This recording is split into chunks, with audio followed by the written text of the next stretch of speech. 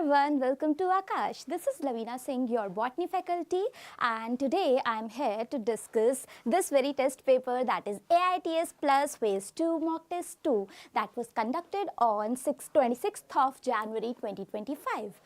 I know for most of you it is the lunch time, and throughout the year what we have done, we keep our food in the plate, we switch on Netflix right beside, but this is the time because your exams are overhead, Netflix and chill has to chill, and this is the time when with your meal you are watching the online series of the test series, not the web series. Okay, so today I will discuss the important questions from the slot 1 and all the chapters that are there in slot 1, all the questions that are there in which you make frequent mistakes. After the error analysis, we have come to know that you are committing mistakes in those very questions. I will be discussing those with you, and not just that, the related concepts. You are already done with the zoology session. I am here to discuss the botany part with all of you, and I hope you people are taking good care of yourselves. Very good afternoon, Kumaran, and let us quickly begin with this session.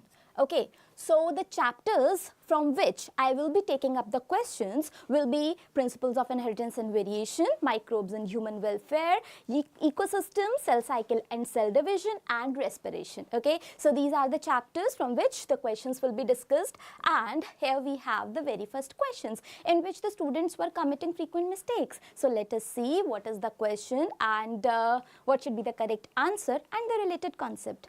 Very good afternoon, Anuradha. Now, moving on to this question. The question says, select the incorrect statement. Always pay attention to these words like incorrect, not, does not. Okay, pay proper attention to such words. Over here, it is incorrect statement about dinoflagellates. Before moving to the options, I would like to discuss few details about dinoflagellates, to which kingdom they belong and everything. Okay, so let us begin with the quick discussion of the kingdom Protista. Yes, that is the kingdom to which dinoflagellates belong. Okay, now what is the main characteristic feature of this very kingdom? The organisms that are present in this kingdom, these members are unicellular eukaryotes.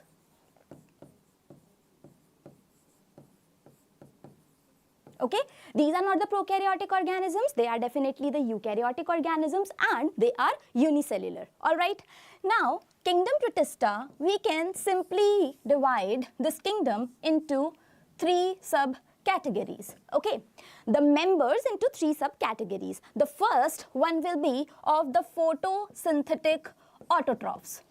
Okay, photosynthetic autotrophs, that means they will be preparing their food on their own, right? So they are autotrophs. And second category will be of the consumers. Okay, that means they cannot make their own food, they are simply feeding on the these autotrophs. Okay, so these are the consumers, and in this category I am taking the decomposers. Okay, so here we have the decomposers, and the third one will belong to the protozoans.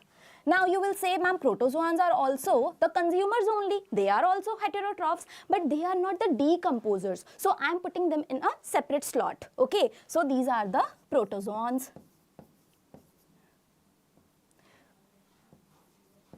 Okay, now taking up the examples, first of all, if we say the photosynthetic autotrophs, we have the example of diatoms.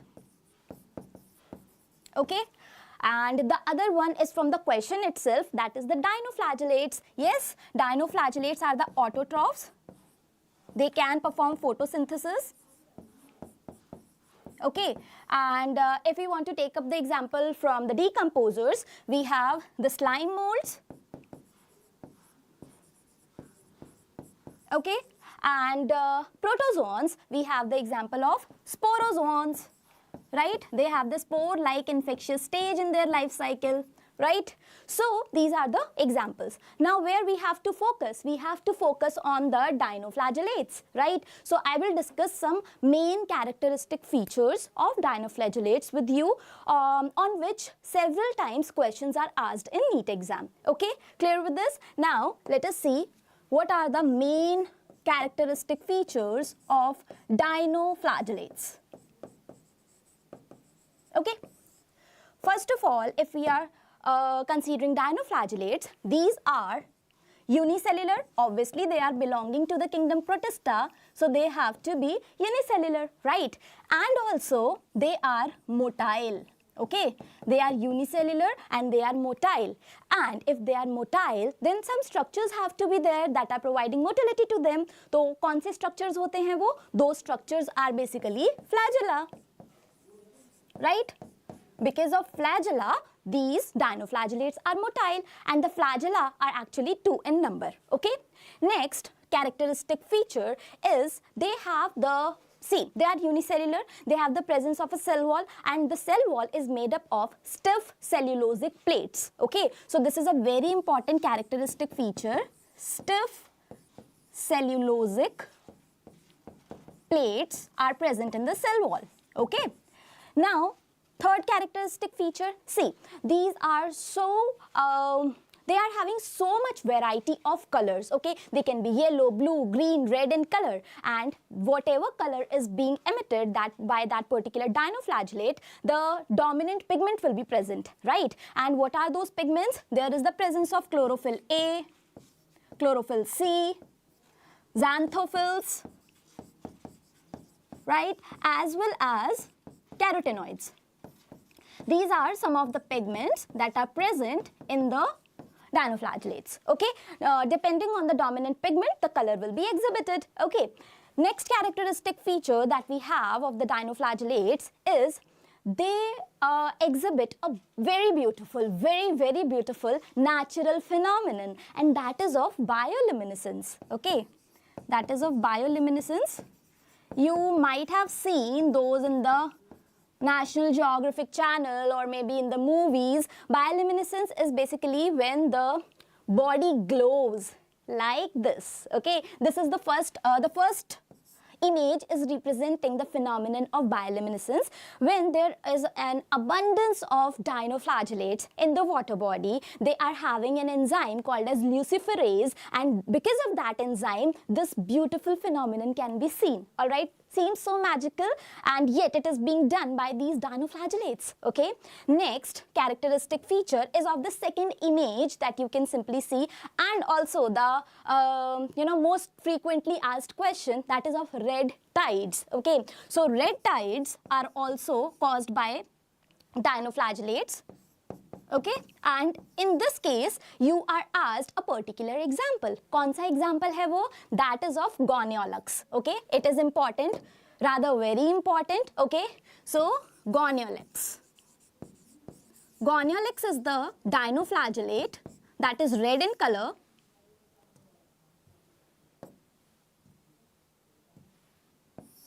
That is red in color, okay, and when the number of Goniolux increases, okay, it immensely increases, and that leads to the appearance of the tides red. Okay, this is how it appears like. Okay, seems like the blood is there in the water body, in the sea. Okay, that is the enormity when we are talking about the growth of dinoflagellates. Also, they are very poisonous. Okay, so moving on to the question now. What was asked in our question? That select the incorrect statement about dinoflagellates. Okay, very good afternoon, Liaquat. Now we have the first option that says they are eukaryotes. Obviously they are belonging to the kingdom Protista, and I told you the characteristic feature that they are the unicellular eukaryotes. So yes, they are eukaryotes. So this is absolutely true.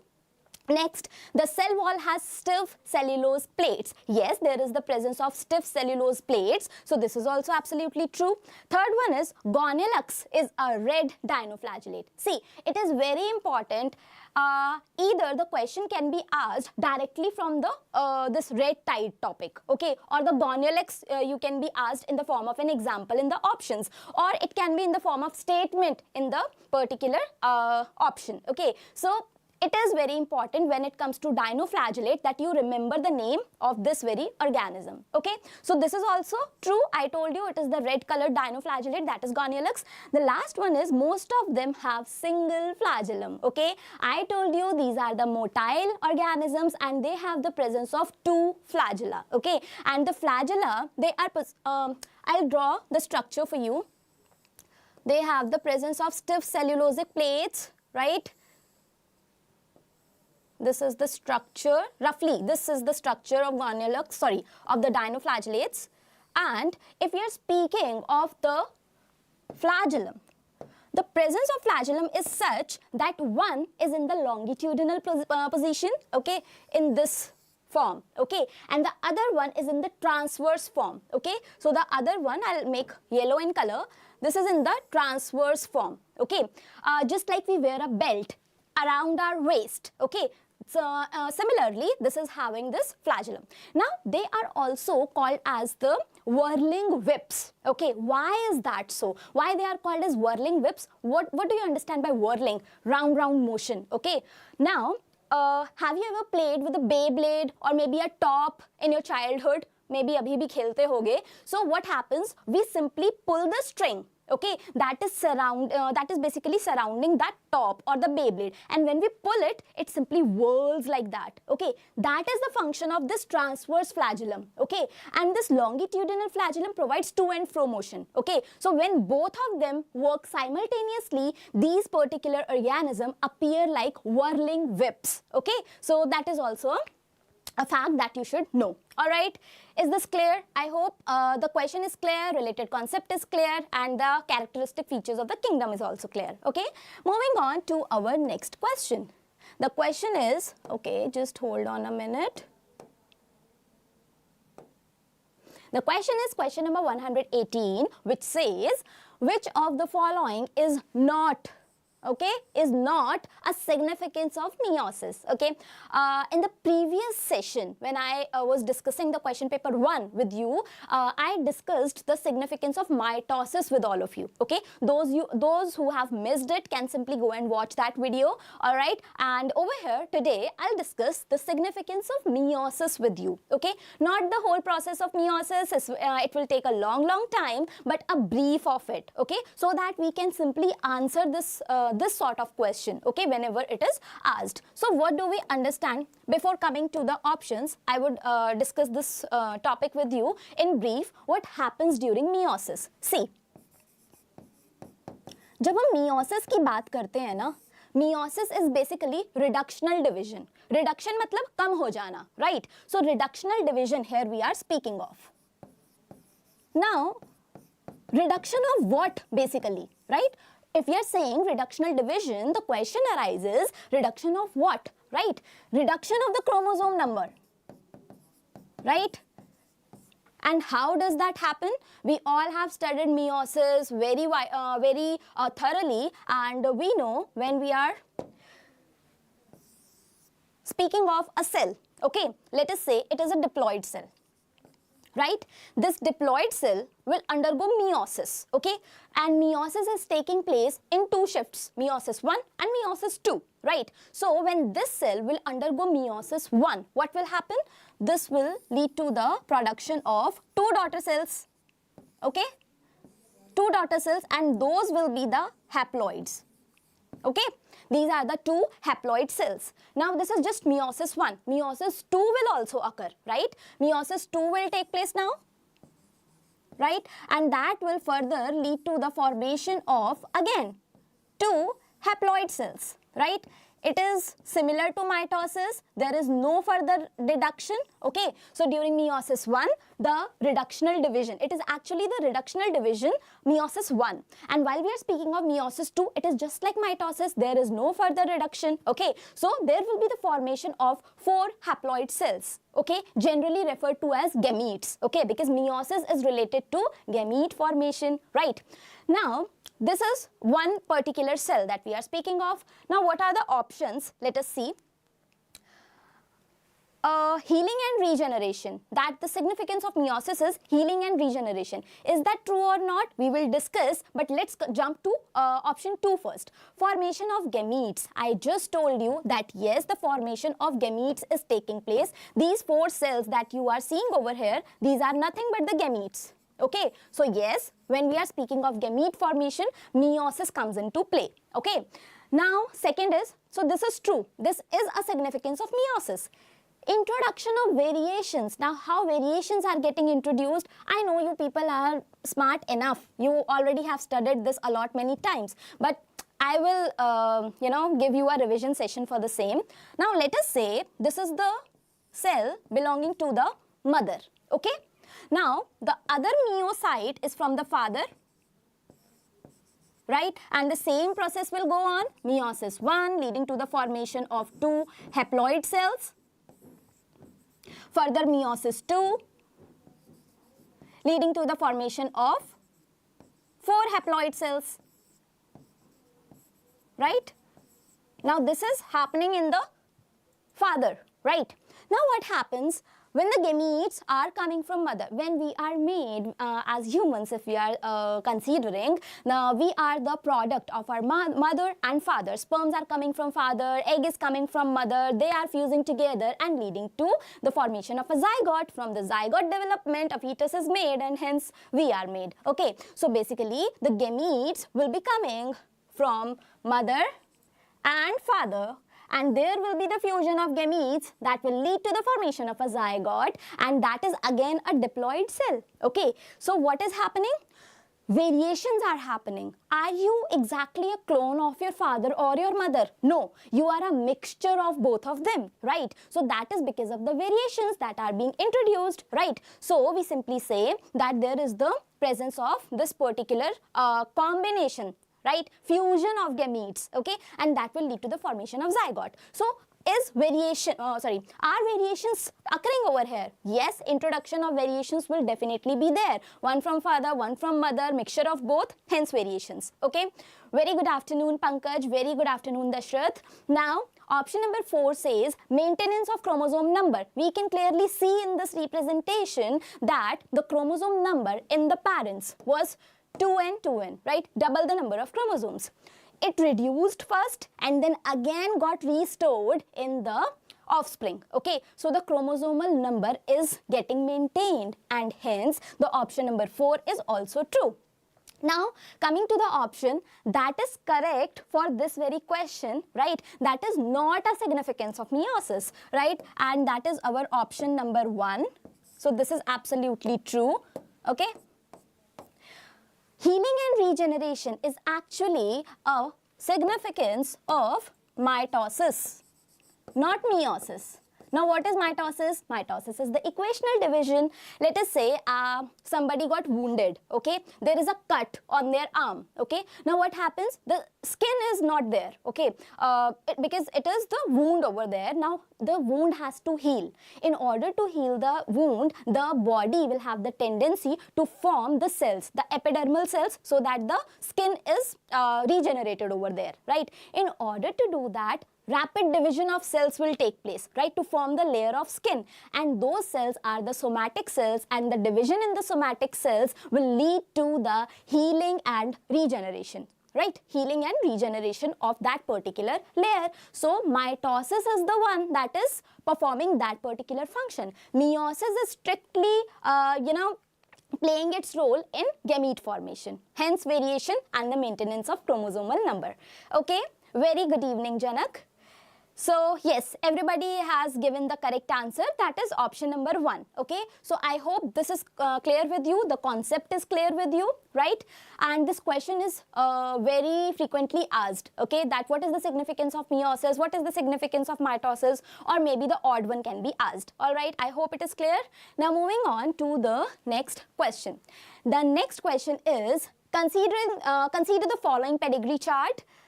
If the shaded symbols represent the affected ones, that means the affected individuals, which of the following statements should not be true? Sorry, should be true. Now, pedigree analysis, right? It is the devil of genetics. for most of the students. And those who understand pedigree, it is easy peasy lemon squeezy, right? तो अब ये हमें understand करना है कि यार pedigree वाले questions में कैसे बिल्कुल भी confuse ना हो.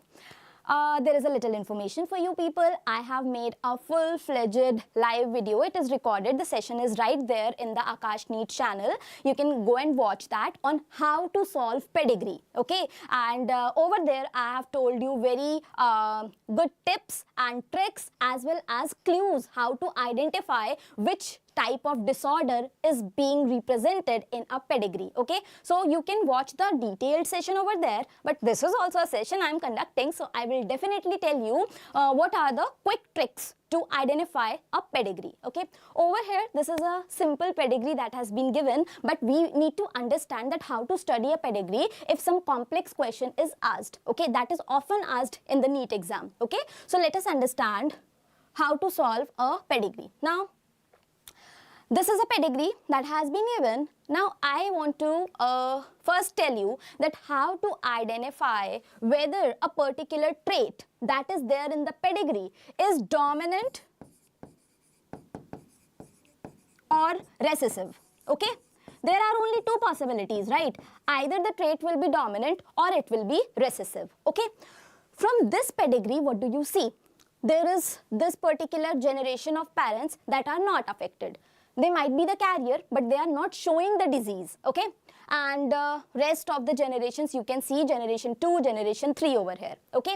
Now, the very easy trick to identify whether the disease is recessive and definitely not dominant is when a generation is getting skipped, okay? आप pedigree को पढ़ेंगे, उसको analyze करेंगे and आप देखेंगे that अगर किसी एक generation में the disease is not there, if any generation is missing a particular, missing the carrying of this particular disease, so that will be definitely a recessive disorder, okay? Disease or a trait or whatsoever you can term it. So, if the generation is getting skipped. And second case, over here we can see that in this first generation, the disease is there. Second, again, and third, again, we can simply see the trait is getting transferred from one generation to another and no generation is getting skipped, okay? So, in this particular condition, high chances are that the disease is dominant, okay? Because no generation is getting skipped, okay? So, it can be dominant, okay? That is the very high chance, but it can be recessive also. It can be recessive also, okay? But in this case, if the generation is getting skipped, then definitely it is a recessive disorder, okay? So this is a clue that you can simply pick. If the generation is getting skipped, then definitely it is a recessive disorder, not a dominant one, okay? Now, there are two pedigree charts that are given in your NCERT. I will be discussing one of them with you, okay? Shortcuts for solving this, that is what I am sharing with you. This is a clue how to identify whether a disease is dominant or recessive, okay? So, the disease can be X-linked dominant, it can be autosomal dominant, autosomal recessive, okay? So, we have to see how to understand that also, okay? So, here we have the pedigree. Now, this is the same pedigree. I have made 4 copies of it. I will solve the pedigree for all the possibilities. Okay. Now, first of all, we need to know what are the possibilities. Okay. So, first of all, the disease can be autosomal dominant. Okay. I am writing D for dominant. Alright. Now, it can be autosomal recessive. I am writing R for recessive. Next possibility is it can be sex-linked dominant, right? Or it can simply be sex-linked recessive. These are the 4 possibilities of a trait, okay? Now, we will solve these pedigrees one by one. For basically, this is a single pedigree, just the 4 copies of them. I want to solve them for all these possibilities, okay? So, first of all, take this one and understand why this particular pedigree is or is not representing the autosomal dominant trait. Okay, so in this we can, if we are taking autosomes, we will simply write A, okay, small a for recessive, capital A for dominant. Okay, now this mother is affected. What we are speaking of? Autosomal dominant. First I am considering this. Okay,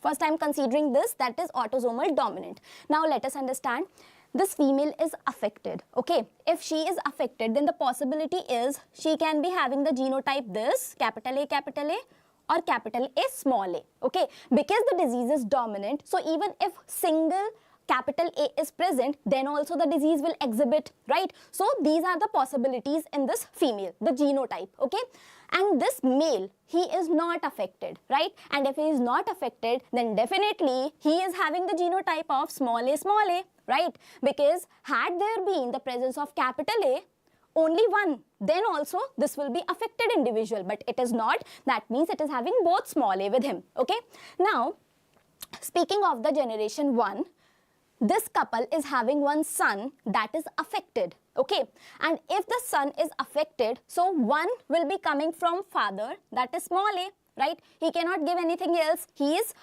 giving this small a. Now if we are speaking from what is coming from mother, because this person is affected, he has to have one capital A, right? And this capital A is coming from the mother. Okay, now speaking of this son, the other son is not affected. He is healthy, right? So one A is coming from the father and the other small a is coming from the mother, right? Then definitely the genotype for the mother cannot be capital A, because if she had both the capital A's, how come she gave small a to the son, right? So the confirmed genotype for the mother is this one. Okay, clear with this? This is how you are gonna shortlist. This is how you're gonna mark that this is the genotype for the parent, right?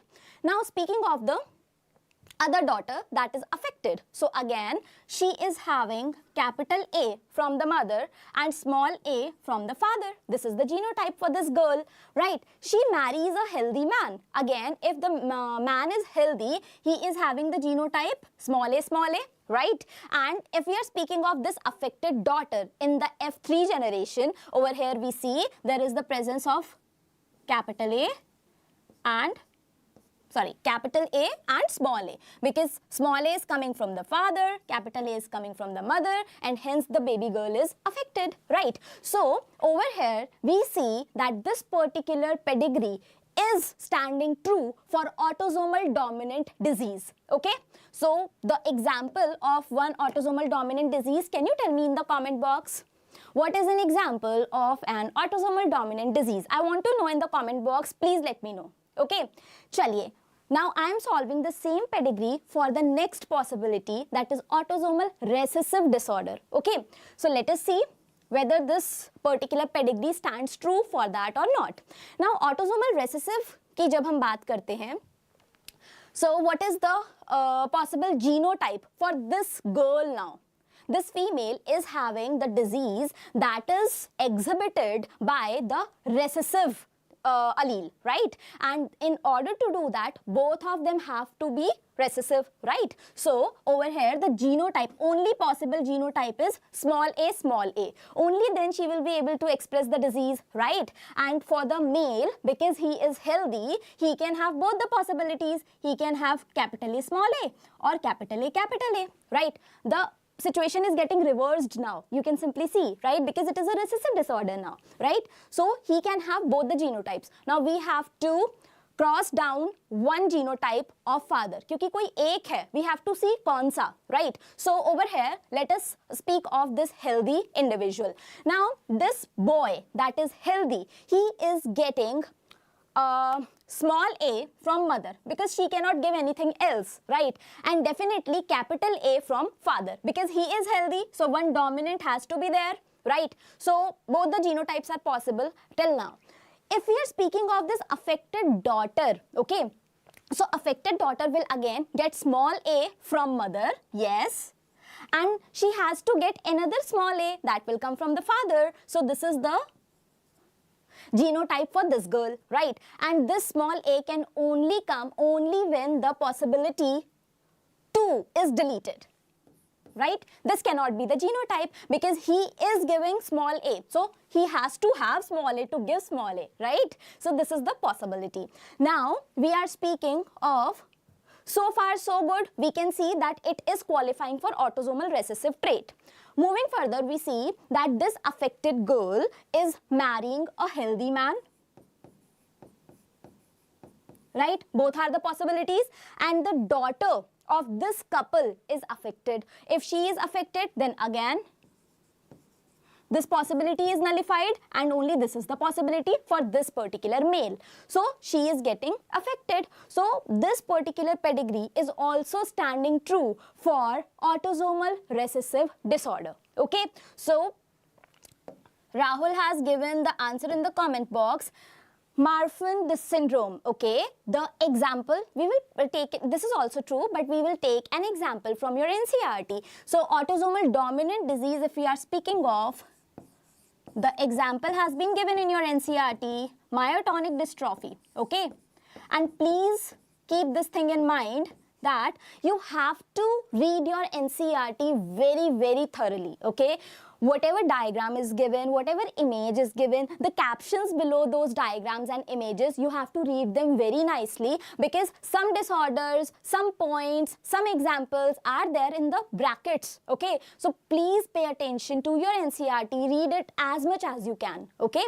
So this is true for autosomal recessive also. What is the example for an autosomal recessive disorder? Now please tell me in the comment box, okay, autosomal recessive disorder. You will tell me in the comment box, only then I will write it on the board. Okay, chaliye. Now again, taking up this pedigree for the third possibility, sex-linked dominant disorder. For sex-linked dominant disorder, we will use the, XX, okay. So XX for this female, definitely. Okay, and since this disease is dominant, if only one X is affected, then also this female will exhibit the disease, will exhibit the trait, okay. So this one X is affected, okay, and this male is healthy, he is not exhibiting the disease, that means he is having the normal genotype, okay. Now moving on to the son. What is the genotype, what is the possible genotype for this son? The Y is obviously coming from the father.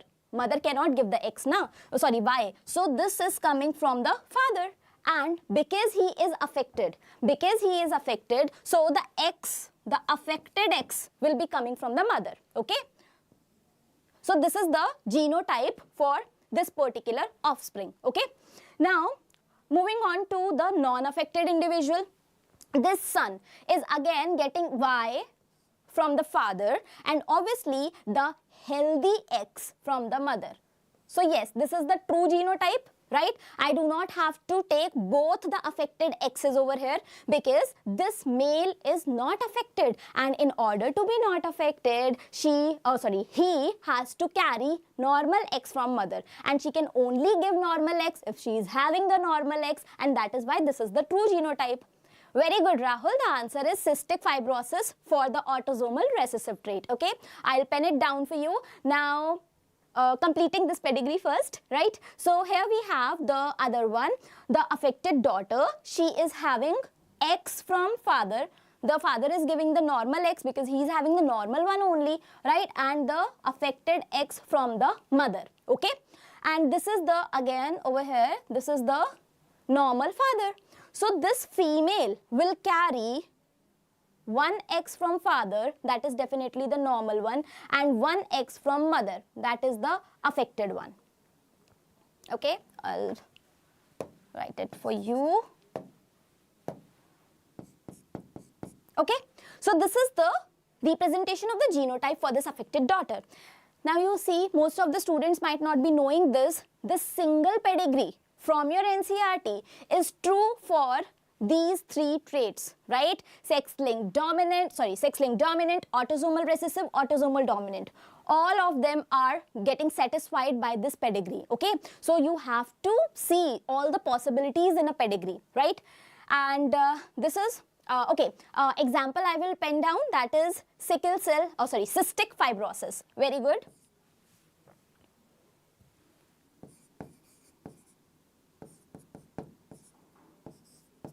It is an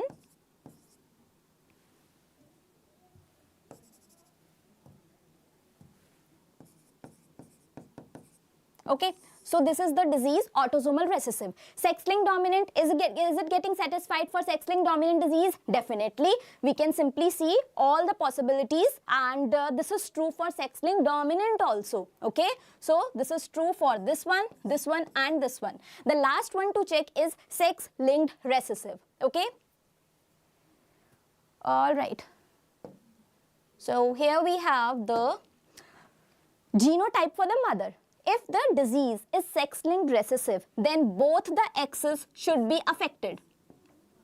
Only then the recessive trait will exhibit itself, right? Both have to be affected. The father is healthy, so he is having this genotype, right?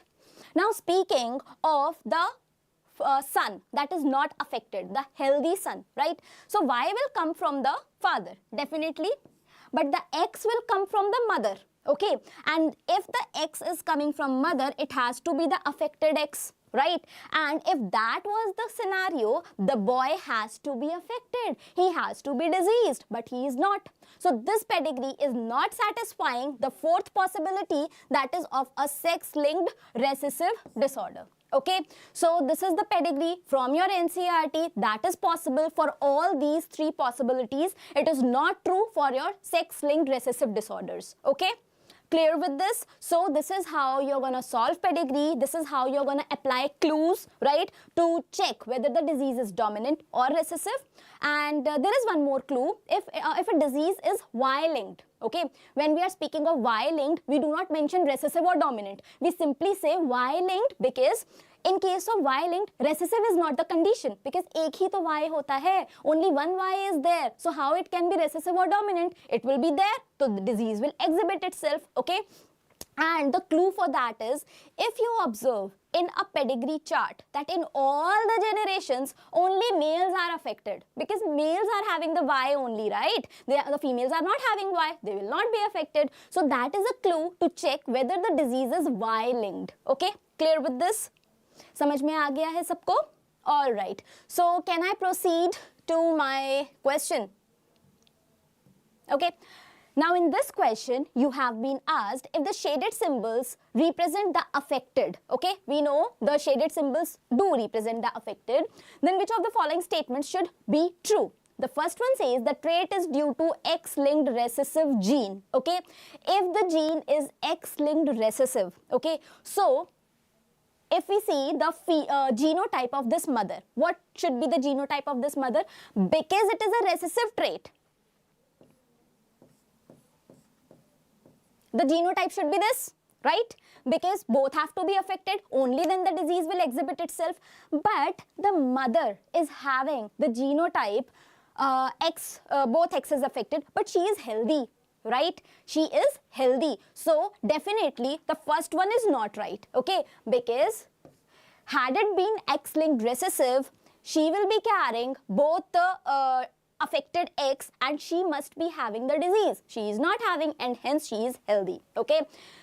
The individual P1, that means we are speaking of this individual, this father, okay, is homozygous for the related gene. Homozygous for the related gene का क्या मतलब है? Over here he is having XY, right? And because he is healthy, obviously, and he is saying for the related gene. Now this particular gene that is affecting the individual, so he has to have this affected X. But can we see, is he affected? No, he is not affected, okay? So he cannot have this condition.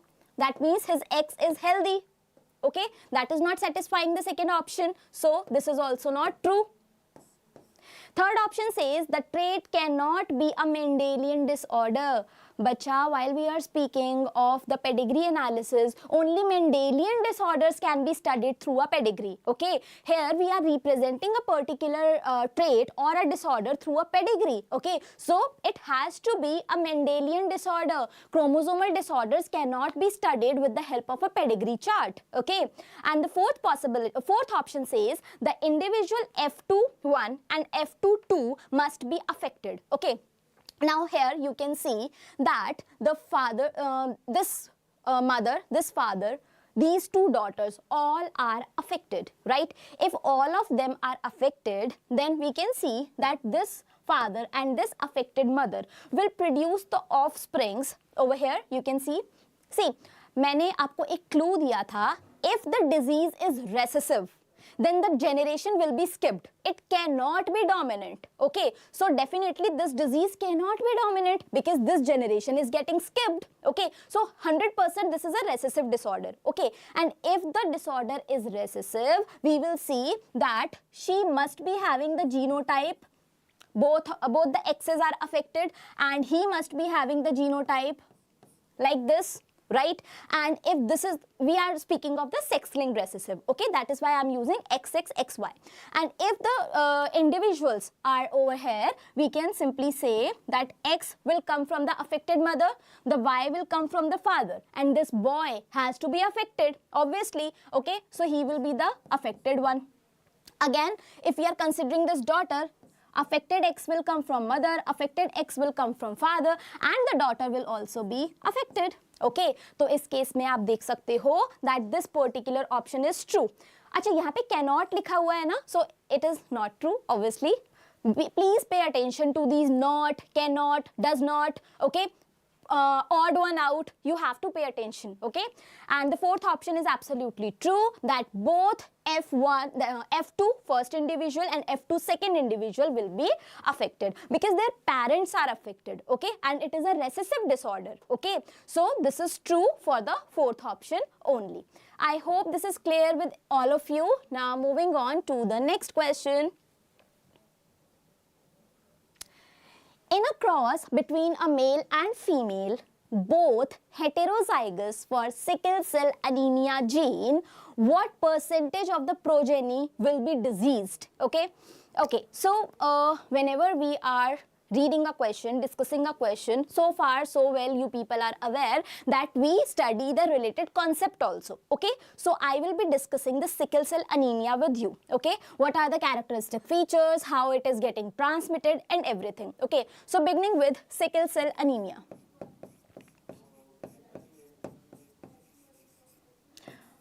Why is this disease named as sickle cell anemia? That is also what I'm going to discuss with you. First of all, you should know that this is a disorder that is,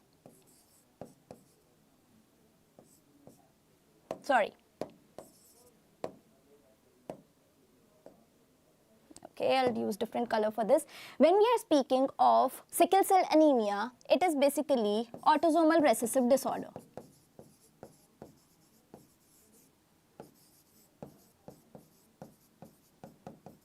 Okay, it is an autosomal recessive disorder.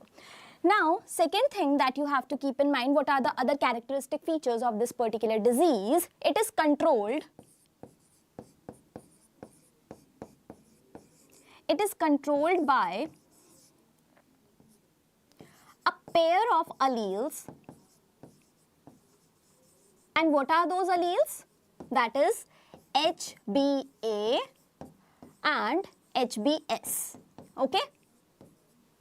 Now, if these alleles are present, they will be present in pair, and there will be three possibilities. Okay. If we see the combination of HBA and HBA, then this particular genotype will represent a healthy individual. Okay. So the individual in this case will be normal. He will not have the disease. He will not have sickle cell anemia, okay, like me, okay. Second case is one HBA and other HBS, okay. In this case, this particular disease because it is a recessive disorder, right? This particular disease will represent a carrier individual, okay? This individual, the individual with such genotype will be carrier of the disease. He will have the trait for the, basically he will not exhibit the disease, but he is carrying the allele for the same, okay? And if we are speaking of the third possibility, that is HBS. Now such individual is the one that is affected. He is having sickle cell anemia, okay? So this is the possibility for the affected individual. Okay, these are the three possibilities. Is it clear with you? Yes, absolutely true, Liaquat.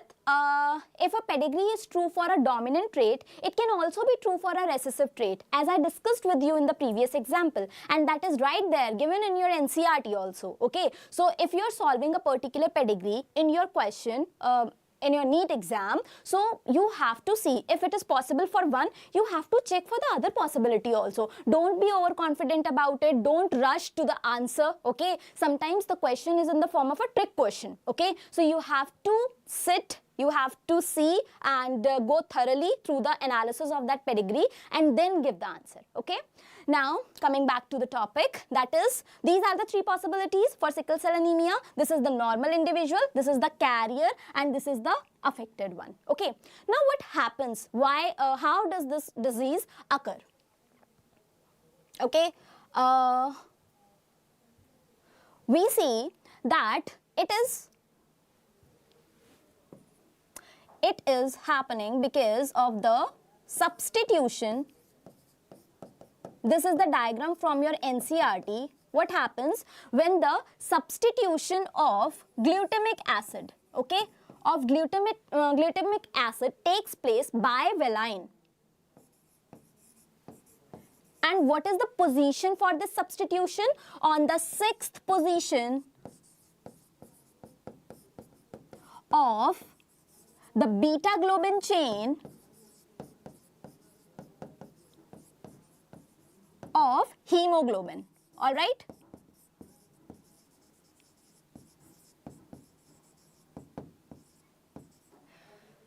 This is a very important statement. Questions are asked on the basis of this, okay? That is why I am thoroughly discussing sickle cell anemia with you. Now, what exactly happens? These are your normal RBCs, okay? You can see that there is the amino acid sequence for GAG, and it is having GAG CTC. Now this GAG, right, over here, this A, basically it was supposed to form glutamic acid, okay?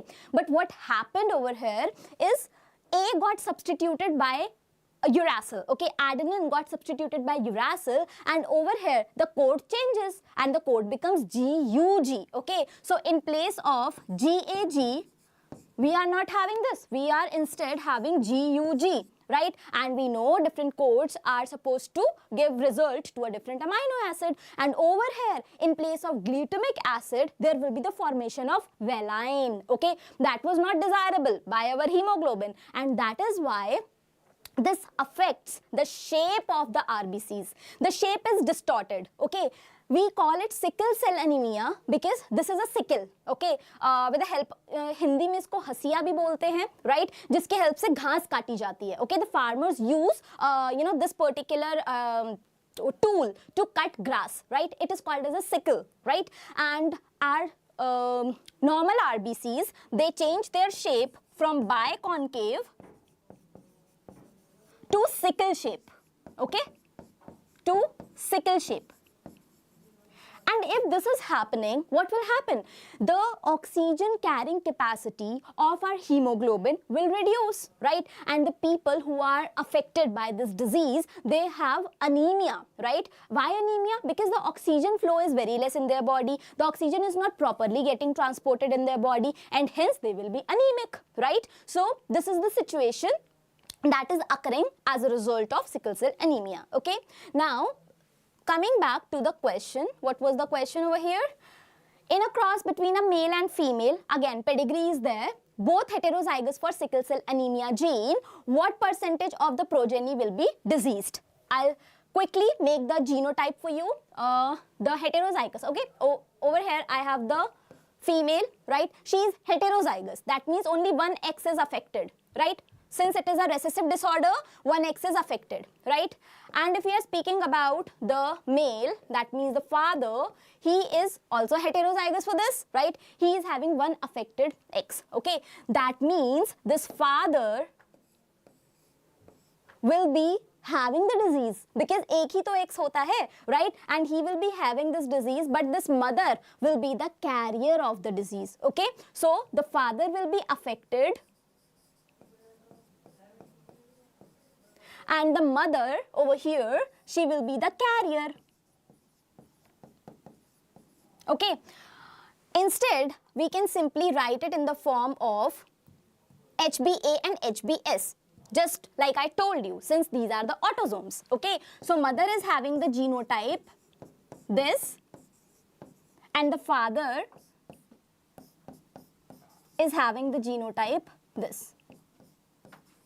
Right? Now we are talking, this is the heterozygous condition, right? This is the heterozygous condition as given in the pedigree. What percentage of the progeny will be diseased? Now we have to see if we are making the crosses for the same. The possibility is HbA, right, with HbA, right? The other possibility is HbA and HbS, right? The third possibility is this HbS with HbA, and the fourth possibility HbS with HbS.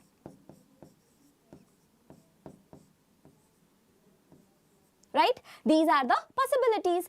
Now it is asking how many or what percentage of progeny will be diseased. तो आपको मैंने बताया कि diseased वाला जो हमारे पास genotype होता है वो कौन सा होता है?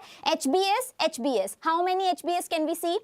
Only this is the situation, right? That means 100% may say only 25% are having the possibility of being diseased. Okay, so over here out of 4 only 1 is affected and hence 25%. Okay, clear with this? So the correct answer for the given question will be your fourth option. All right, clear? Now moving on to the next question over here.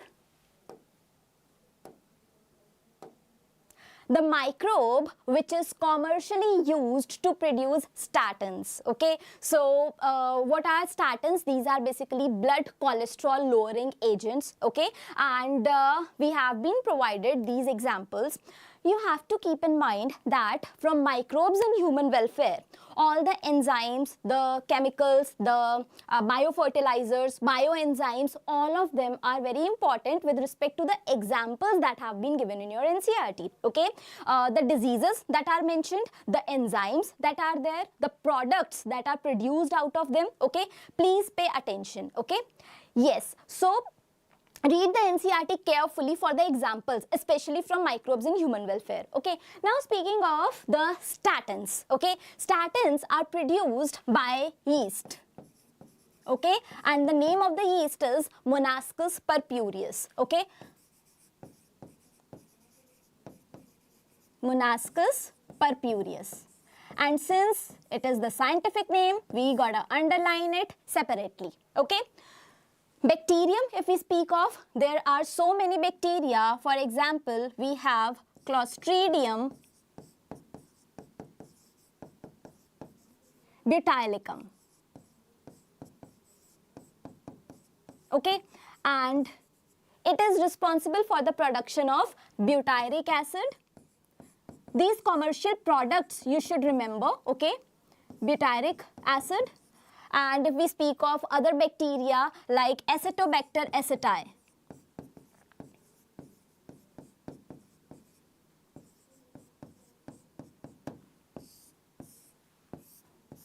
it is commercially used for the production of acetic acid, okay? We have another example of lactobacillus. You people are very well aware. Lactobacillus. right? It is used for the production of lactic acid. These are the examples of the bacteria, right, that are used for production of these commercial products. Okay, so if we are speaking of alga, okay, there is an example of chlorella. Okay, you must have studied it in 11th standard, chlorella. Chlorella is an algae that is used as a source of food by the space travelers. Okay, in the form of tablets, the chlorella is available and it is very rich in proteins. Okay, so it is used as a food by, इसको हम space food भी बोल सकते हैं, right? It is the space food because the space travelers cannot have sabzi roti over there, na? They cannot have rice idli, right, over there. So they simply carry these tablets, okay, as food while they are traveling to the space. And if we speak of protozoans, see, protozoans are not ecologically important, okay, sorry, they are not economically important, they are of no use for us, okay, but they are ecologically important. Why? Because they can act as decomposers, okay, and since they are decomposers, they are obviously very, very important for nature, okay. So that is the benefit of protozoans. They are not always the disease causing ones, there are some ecological benefits also, may not be economical, okay. Now we are speaking of the yeast, that is Monascus purpureus, and yeast is nothing but the fungus. So the correct answer for the given question will be fungus that is producing statins, and statins are nothing but the blood cholesterol lowering agents. Okay, I hope this is clear with you. All right, yes, very good, Ankit Jaiswal, acetic acid is absolutely correct. Okay, so this is all for today's discussion. The next discussion will take place just in 3 minutes, okay, and that will be from slot 2, in which the questions will be from different chapters, okay, and the students who appeared in this very exam, in this very test paper, those who attempted it, right, they are having the question papers with them and also the slots, okay, in which slot whichever chapter is getting discussed, that is right there with you. And Aakash has decided to keep this discussion live for all of you so that you can prepare well for your NEET exam, okay? So share it more with your NEET aspirants and stay tuned for the next session, and very good luck for your NEET exam.